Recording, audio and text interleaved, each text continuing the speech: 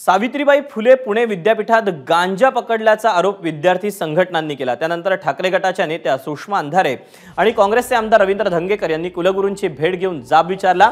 गांजा सापडतो कोणाला कळत नाही, याला जबाबदार कोण असा सवाल सुषमा अंधारेंनी विचारला। तर या प्रकरणी गुन्हा दाखल करा अशी मागणी रवींद्र धंगेकरांनी केली। दरम्यान कुलगुरूंच्या भेटीनंतर सुषमा अंधारे आणि रवींद्र धंगेकर काय म्हणतात पाहूया।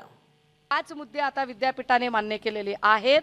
एक, गांजा प्रकरणात तर गुन्हा दाखल होईलच, परंतु हा गांजा प्रकरण लपवण्यासाठी ज्या कर्मचाऱ्यांनी प्रयत्न केले असतील त्यांच्या निलंबनाच्यासाठी आणि त्यांच्यावरती वेगळी चौकशी ते करायला तयार असतील। जर ती वेगळी चौकशी होणार नसेल तर आम्हाला येत्या अधिवेशनामध्ये त्यावर चर्चा घडवून आणावी लागेल।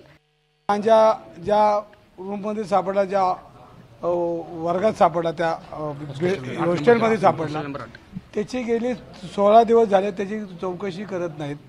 आमची हीच मागणी होती की उद्यापर्यंत हा गुन्हा दाखल झाला पाहिजे आणि जर हा गुन्हा दाखल नाही झाला तर तुम्ही कोणाला पाठीशी घालताय, हा महत्त्वाचा भाग आहे। एबीपी माझा, उघडा डोळे बघा नीट।